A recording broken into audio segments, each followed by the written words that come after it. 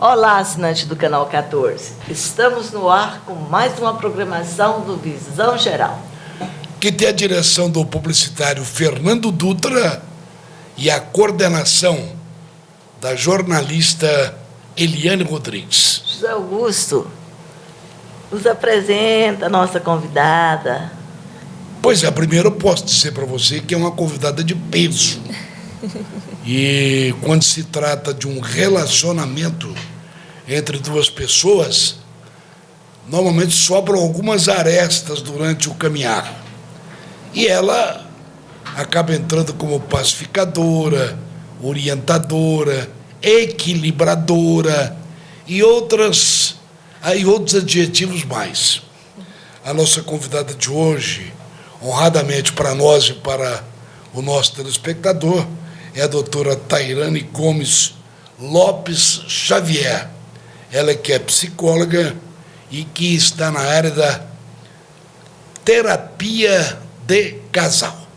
É um prazer tê-la aqui conosco, doutora. Seja bem-vinda. Muito obrigada, eu agradeço o convite. Para mim é um prazer estar aqui com vocês e espero contribuir, somar aí com os nossos telespectadores e com vocês.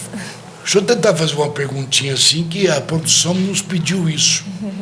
Antigamente, os casamentos demoravam mais. Por que hoje estão se acabando mais cedo? Então, antigamente... Tem vários fatores, né? Vários fatores, né? A gente tem alguns fatores muito claros, né? Antigamente, as pessoas consertavam. Digamos que aquele problema ali era algo quebrado e eles consertavam. Hoje, é muito estimulado a gente simplesmente trocar. Não tá bom? Não precisa consertar, vamos trocar. Que legal, e é dizer que tá assim hoje. Hoje é assim. Com tudo na vida, você está no emprego, você não está gostando muito, você troca. Você não está gostando muito de alguma roupa, você troca, né? E antigamente a cultura era de conserto. Quer dizer que lá atrás não tinha silicone, mas dava-se um jeito. Dava-se um jeito. José Augusto. Tá vendo? Mudou total, hein? Mudança total. Tá vendo? E o amor, como que fica nisso? Então, é isso que é o meu objetivo dentro do consultório, né? É ensinar para as pessoas que tem muita coisa para resgatar dentro de uma relação que às vezes a gente vai deixando passar por cima, como, por exemplo, o amor. Eu acredito até, doutora, que a minha coordenadora tocou nessa palavra aí, que ela está, quando fala de amor, na minha concepção, ela está muito fragilizada, não está? Uhum. Essa muito. palavra, essa relação com o amor. Sim. Hoje existem outros fatores, por exemplo, culturais, digamos. Fator financeiro, Sim. interfere? Interfere totalmente. O fator profissional. Profissional. A própria cultura que a sociedade hoje está ensinando sobre a gente se priorizar, né? Ela é importante, é um estímulo bacana, mas isso também está atrapalhando bastante os casamentos.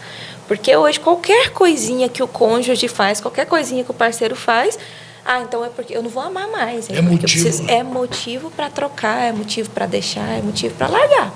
Porque interfere com o nosso ego, né? Mexe com o nosso ego. O celular tem participação. Mas não é pouca, não. É muita participação, né? Infelizmente, traição sempre teve, né? Ao longo da vida, a gente sabe que as pessoas sempre traíram. Mas o celular hoje facilita muito isso, né?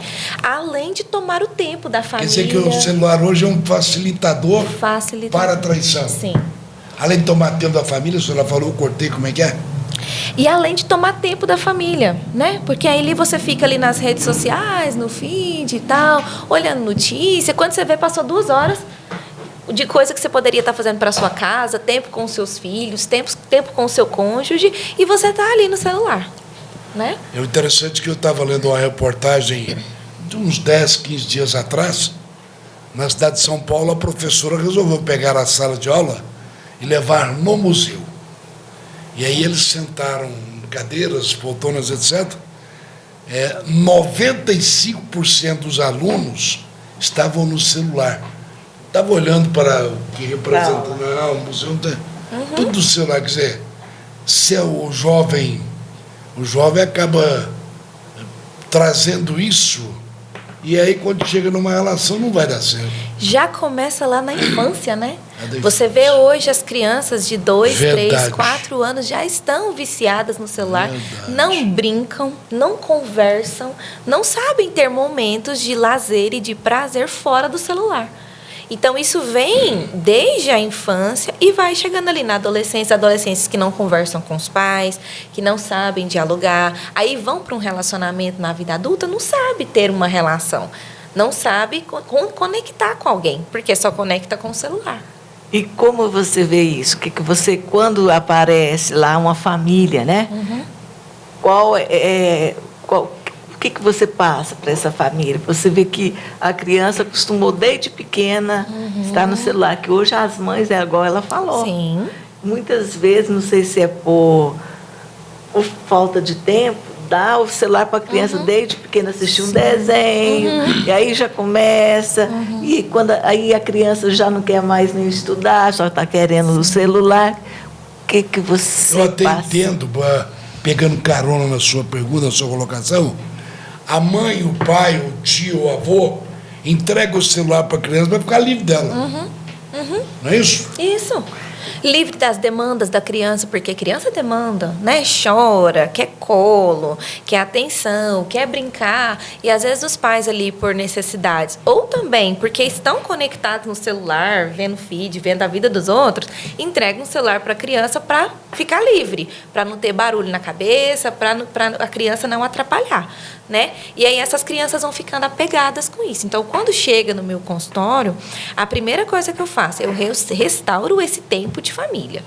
Esse tempo de família, ele precisa acontecer. Os pais precisam conversar com os filhos, os pais precisam conversar entre si sobre a criação desses filhos, sobre esse relacionamento, sobre o projeto futuro, né? A gente vê ali casais, infelizmente, os casais, quando eles chegam na terapia, ou a família chega na terapia, já está assim, ó, nas últimas, né? Já não conversam, já não sabem lidar com os problemas, coisas que eram simples, já não sabem lidar, já estão com problemas financeiros, já estão com problemas com essa criança ou com esse adolescente na escola e tal. Então, a primeira coisa que a gente faz é restaurar esse tempo de família. Eles precisam aprender a conversar, precisam aprender a se conectar.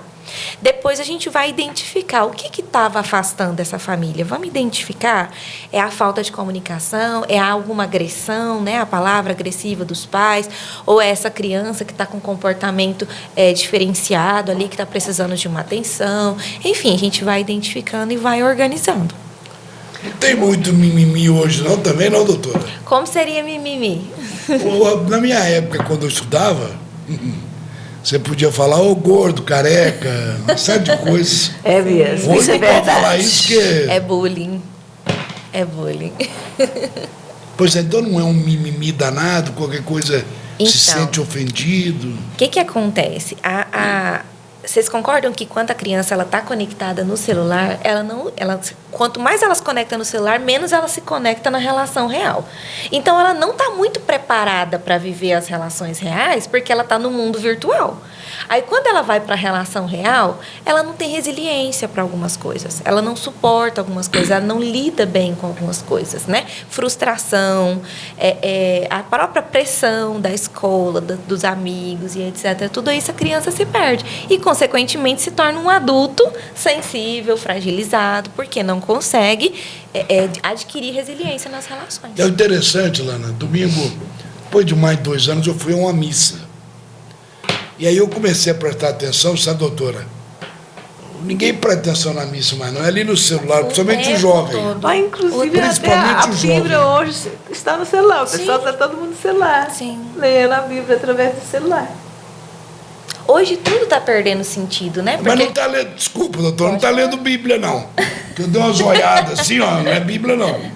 Estava na internet. Inclusive, nós entramos num tema aqui muito importante, o José Augusto. Ela falou sobre as crianças que ficam conectadas e quando surge algo na vida real, elas não sabem como resolver. E, inclusive, aconteceu um fato essa semana, briguinha entre primos. A pessoa ela está com um pouquinho de peso a mais e um dos primos falou, seu gordo. Nossa, foi um desabamento. É o Porque não bullying. sabe lidar. É o bullying, né? Não sabe lidar. Na minha época, resolvia isso numa boa. E aí, o que acontece? A criança não sabe lidar, não é só com a coisa ruim, ela também não sabe brincar. A criatividade, é comprovado, né, que a criatividade da criança ela é afetada quando ela fica muito tempo no celular. O sono, a alimentação, a resiliência, a criatividade, tudo é afetado. Por que que a criança fica assim, ela vai na comida, muitas vezes, tem fatos dentro da família que está acontecendo isso? Que isso não procede, José Augusto. Uma criança de 7 anos, toda hora comendo, e você vai falar e a criança acha ruim, vai para a mãe, chora, porque está com fome, mas não é, terminou de comer e está comendo, e já está acima do peso. O que a gente faz com a criança? Eu não sei se eu falei para vocês, mas eu fui terapeuta de crianças por 8 anos. Tem 2 anos que eu migrei para terapia de casal, né? E esse era um dos fatores que mais aconteciam dentro do consultório. A criança, ela arruma formas de fuga para toda essa frustração, essa dificuldade que ela está lidando. Muitas crianças estão no celular, o celular se tornou a forma de fuga delas. Outras crianças é a comida, é onde elas... Imagina que tem um vazio, ela tem que preencher isso de alguma maneira. Algumas crianças preenchem isso com comida. E né? como vai fazer, no caso de uma criança de 7 anos... pequenininho, e como não tem remédio, como que faz? Como que acontece? Cadê esses pais? Né? Eu ia perguntar isso, cadê o pai e a mãe? Porque hoje a rotina de trabalho dos pais está tão intensa que eles não estão podendo acompanhar as crianças, não estão acompanhando as crianças. Aí as crianças passam a tarde inteira sozinhas ou passam o dia inteiro na escola. E aí, cadê o alimento emocional dessa criança? Então, ela está suprindo em outra coisa. O que era para ser um alimento vindo dos pais. O carinho, a atenção, o amor. Ela está suprindo em outra coisa. Então, você acredita que essa fuga realmente está faltando atenção ou do pai ou da mãe? Existem casos e casos, né? Mas a grande maioria que eu recebia no consultório com compulsão alimentar... geralmente vinha de pais um pouco ausentes, criança que está tendo um refúgio na comida, entendeu? Às vezes passavam o dia todo na escola, quando chegavam em casa, precisavam se suprir de alguma maneira e encontravam na comida esse refúgio. Ou era o computador, né? O pai falava para mim, mas meu filho fica 10 horas, 12 horas no computador. Primeira pergunta que eu faço, cadê esses pais? Cadê esses pais que não estão lá conversando? Cadê esses pais? Ou seria a fuga dos pais? Sim. Colocam isso. E outra aí coisa, né, doutora? Eu imagino que a Alana citou aqui, quando passa comendo, come, desculpa, telespectador, porcaria, né? Porque não está ingerindo nada nutritivo. Exatamente. Cadê os pais fazendo comida, né? Dando atenção específica para esses filhos. Às vezes ali a gente não tem a correria do dia, às vezes tem que fazer marmita, comprar marmita, enfim. Mas pelo menos uma refeição do dia seria importante essa criança comer direito, não comer porcaria, né? Como o senhor disse. Então, assim, a gente vê essa ausência total dos pais. Aí você vai ver, os pais estão lá no telefone, poderiam usar esse tempo para fazer comida para o filho, né? Estão fazendo outras coisas, estão tendo seu momento de hobby, mas cadê o hobby dessas crianças? Cadê o tempo de família dessas crianças? Aí coloca as crianças, aula de teclado, aula de inglês, aula de... O menino fica o dia inteiro ocupado, mas poderia dar o básico para ele, que é atenção, carinho, afeto, conversa. E é verdade isso. E adolescente? Não, assim, não é adolescente. Ou aborrecente. Espera um pouquinho antes de você perguntar do aborrecente. Tem uma história, não vou citar nomes, tá? De uma família aí que mora no exterior, e lá comia só sanduba. Quando chegou aqui, acabou passando mal. Aí o médico detectou, como é que é o seu hábito alimentar? É sanduba de manhã, Fala alface, o que é isso? De passar no cabelo? É por aí? É por aí. Tá vendo, mano? Continuando, assim, a criança de 12 anos, ela é o quê? Ela é criança, né? Ela já entra na adolescência. Já está entrando na pré-adolescência. Quando ela começa a se arranhar... Se cortar, né? falta de carência? O que é acontecendo? É um distúrbio? Como que é? Muitos pais, muitas acho que é o pessoas, pai e a né, mãe. pensam que, como o senhor disse, aborrecente, ele simplesmente fica esquisito na adolescência. Deu 12 anos. Não, é uma construção. Que essa criança tenha ali de um apoio familiar, uma conversa, um acolhimento nessa casa. A adolescência vai ser só uma culminância disso, né? Vai ser uma continuidade disso. Agora, se essa criança não tem apoio, acolhimento, afeto, carinho, diálogo, não adianta você querer cobrar isso do adolescente, porque ele não vai dar. Ele não vai ter como. A gente só dá aquilo que a gente tem. É verdade. Não tem como a gente dar aquilo que a gente não tem. Né? Então, quando ele chega nessa fase, é uma expressão máxima de um sentimento de abandono, de frustração. E muitos pais falam assim, nossa, mas eu faço tudo. Sim, às vezes tem o adolescente, porque nós somos de personalidades diferentes, né? A gente se molda diferentemente. Mas se a gente colocar essa família para ajudar, para apoiar, para estar ali na infância, a probabilidade dessas coisas acontecerem na adolescência são muito pequenas. Né? Claro que vai ter ali o acúmulo de hormônios, que ele vai ter algumas explosões, porque isso é do nosso organismo e tudo mais, mas esses extremos, se a gente trabalhar isso na infância, na adolescência a gente pode estar evitando isso bastante. Mas o fator social acaba atropelando o biológico. Também. É isso? Sim, acaba. Só falou de hormônios Sim, e tal? sim. O fator biológico, o fator social, ele é determinante. É porque o fator biológico é inerente. Sim. Agora, o social eu vou adquirindo, não é isso? Exatamente. Aí você pensa, 12 anos ali, vivendo numa casa que não tem diálogo, que não tem afeto, que não tem acolhimento, que não tem tempo de família, etc, etc. Doutor, isso é comum nos dias atuais, não é? Muito comum. Não importa a classe social, A, B, C, D. Não tem classe social. Para depressão, para ansiedade, para transtorno do pânico, não tem classe social. Qualquer classe social. Mas, doutora, por exemplo, nós falamos no início, né, José Augusto, aqui, sobre as crianças que vivem muito boas no mundo virtual, quando chega na realidade, chama você é feia, uma mocinha. Aí ela fica tão decepcionada que começa a fazer. Tem um nome certo para isso? Qual o nome? Mutilação. Automutilação. Isso aí, então, já faz parte, já vem desde criança, é falta do mesmo jeito que nós falamos da criança, do garotinho, né, que a gente citou um exemplo na comida, aí vem também por falta de...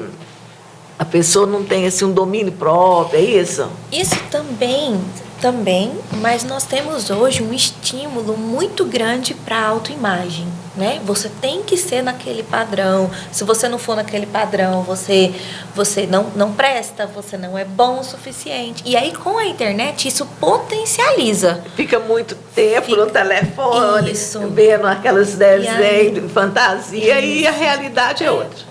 E aí, quando você sai desse padrão, se alguém falou que você saiu desse padrão, opa, então eu não sou bom, eu não sou suficiente, eu não sou amado, eu não sou aceito na minha escola, na minha família e etc.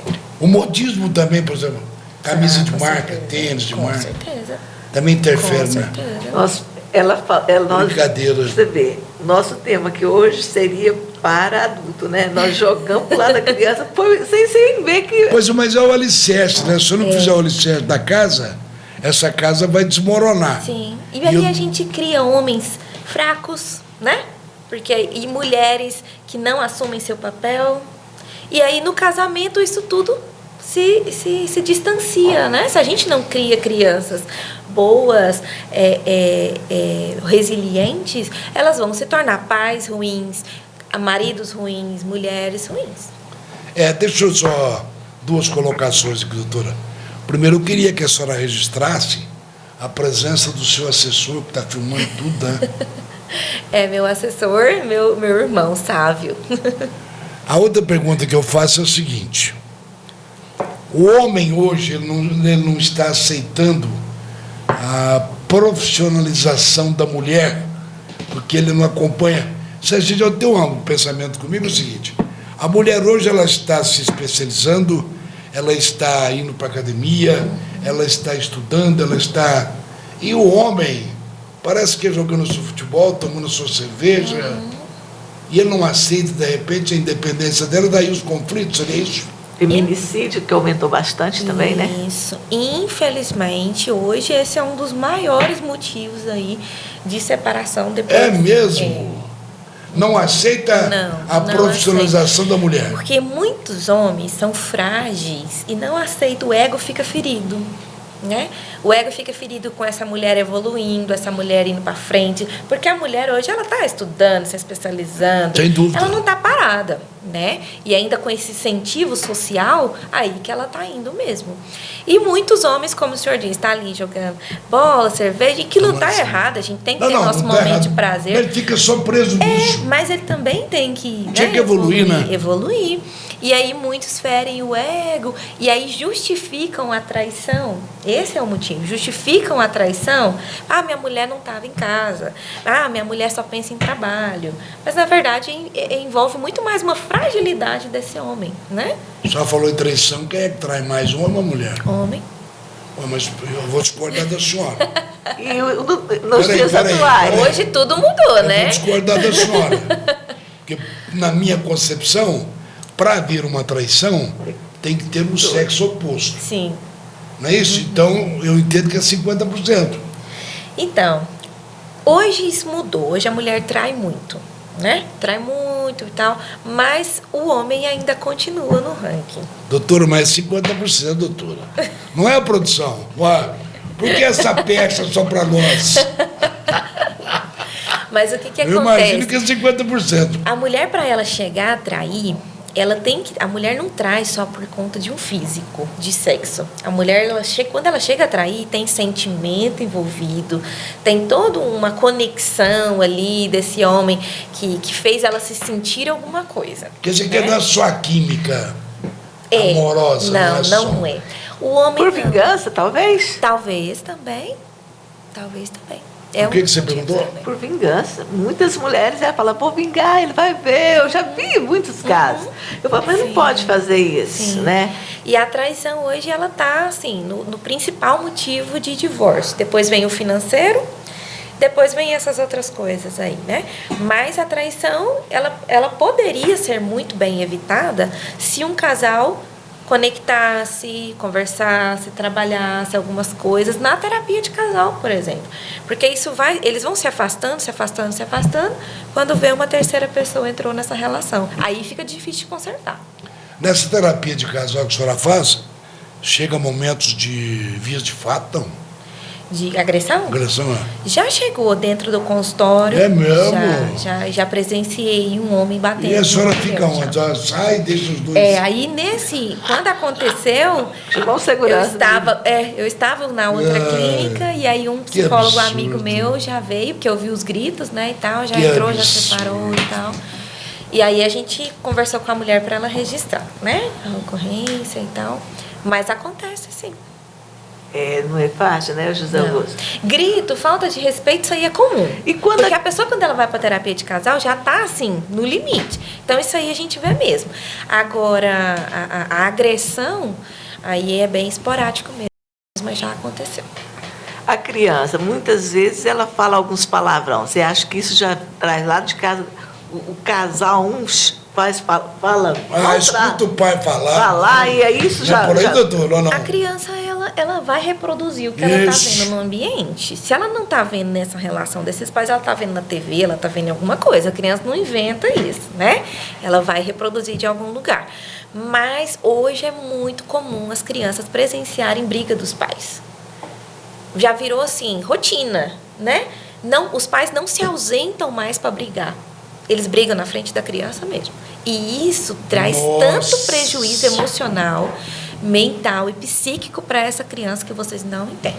Que cidadão que nós vamos formar, né? Exatamente. Aí depois a criança tá lá agredindo na escola, batendo no coleguinha, né? Aí fala, da onde que veio isso? Tá vendo o pai, a mãe... O exemplo do lar, de casa. Sério, Isolana? Seríssimo. Muito sério. Você falou no início da nossa programação, você está na área de... Qual a sua área mesmo? Terapia de casal é adulto. Adulto, certo. E hoje, como você falou também, quem procura mais a separação é a mulher ou o homem? Hoje, quem procura a separação é a mulher. É a mulher. Uhum. E o homem aceita? Você acha que está aceitando? A maioria não. E aí, quando não tem um acordo, quando tem acordo, você leva para uma terapia, é isso? Então, eles chegam para terapia, às vezes quer consertar, o marido pediu uma última chance, né? Eu estou recebendo os últimos casos, é o homem que me procura. Certo. E aí eles trazem a mulher, eu pedi mais uma chance para ela, nós topamos mais uma vez e etc. Certo. Esses homens que estão mais. Mas claro que tem, né, os homens que querem separar também. Mas quando eles não querem, às vezes procura a terapia de casal para conseguir conversar, para alinhar como que vai ser essa separação, demanda com os filhos, como que vão contar.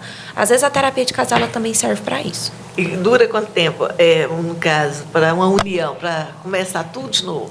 Depende do caso, depende do estrago que foi feito, né? Porque eu gosto de dizer assim... Depende da trombada do acidente.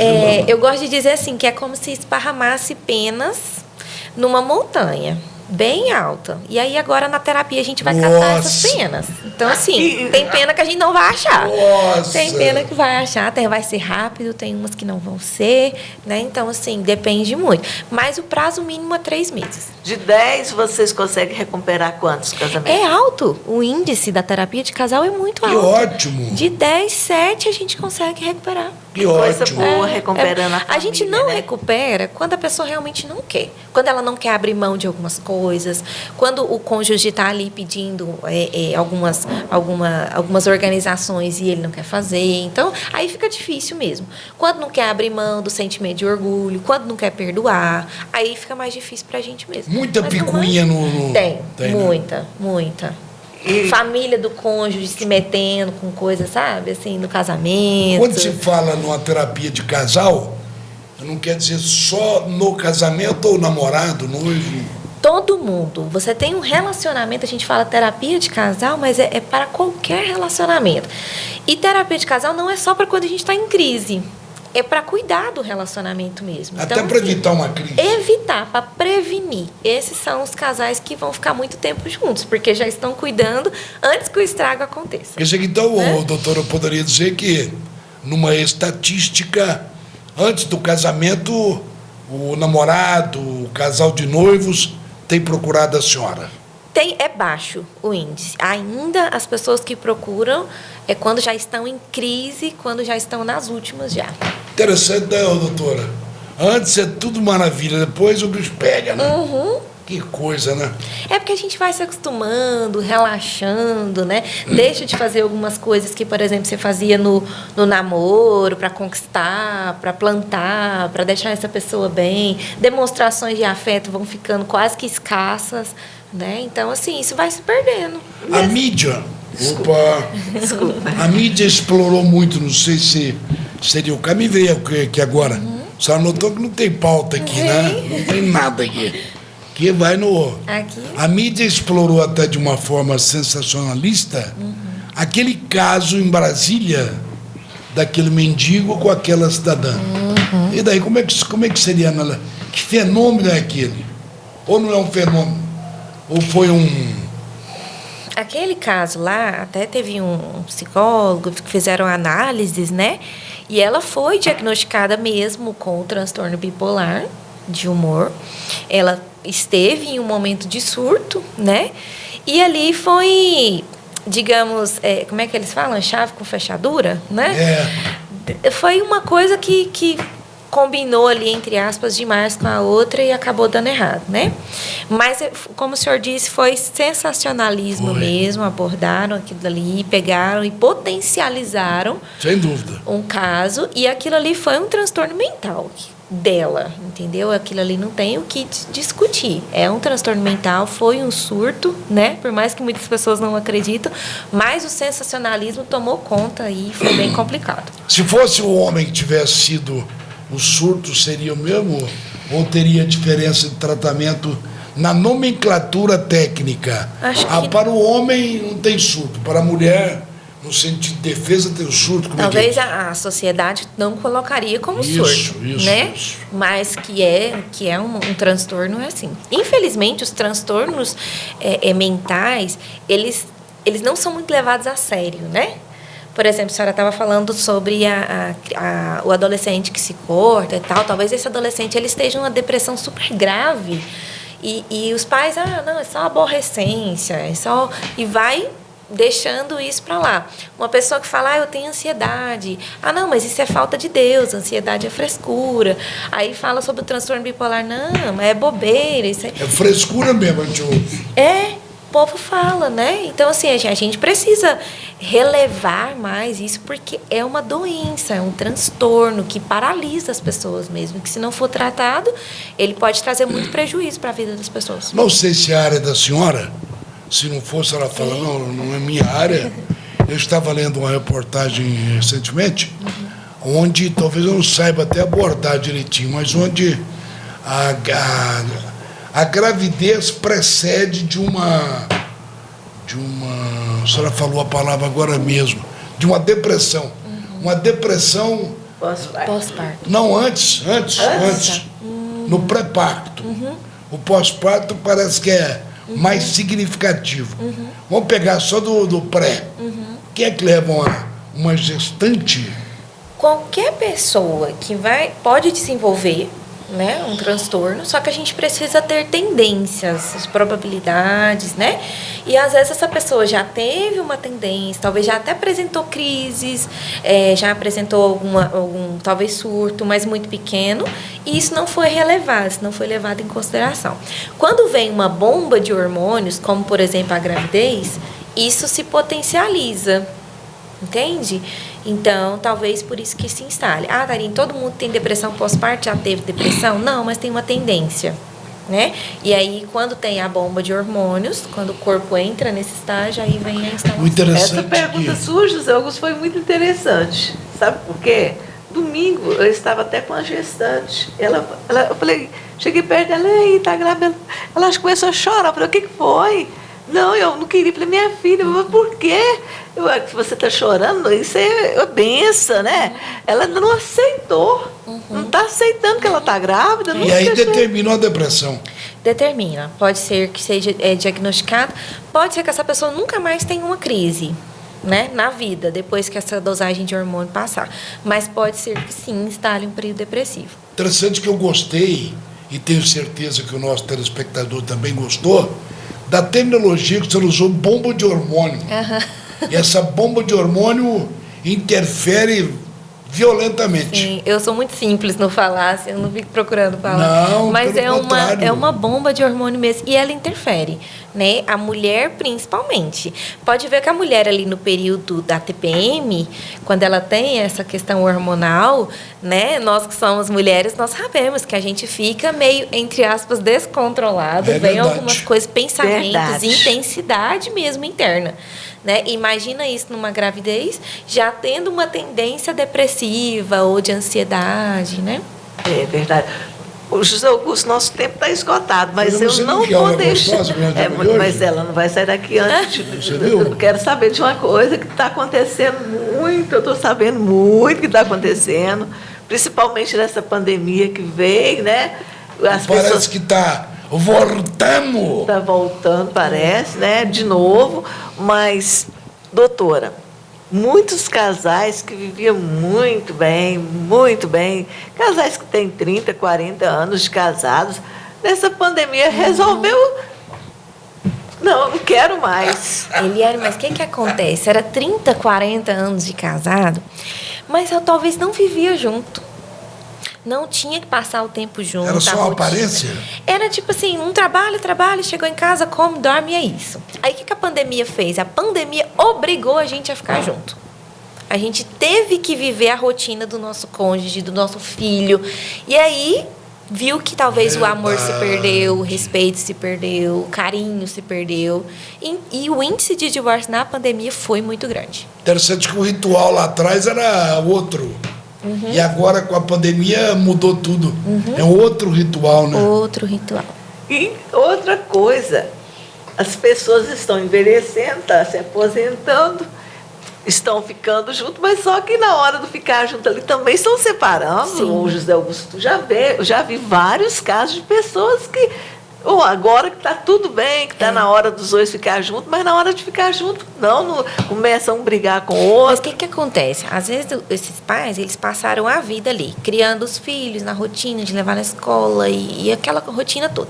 Quando esses filhos casam e saem de casa e esses pais precisam ficar juntos agora, só eles, aí viram que a relação se perdeu.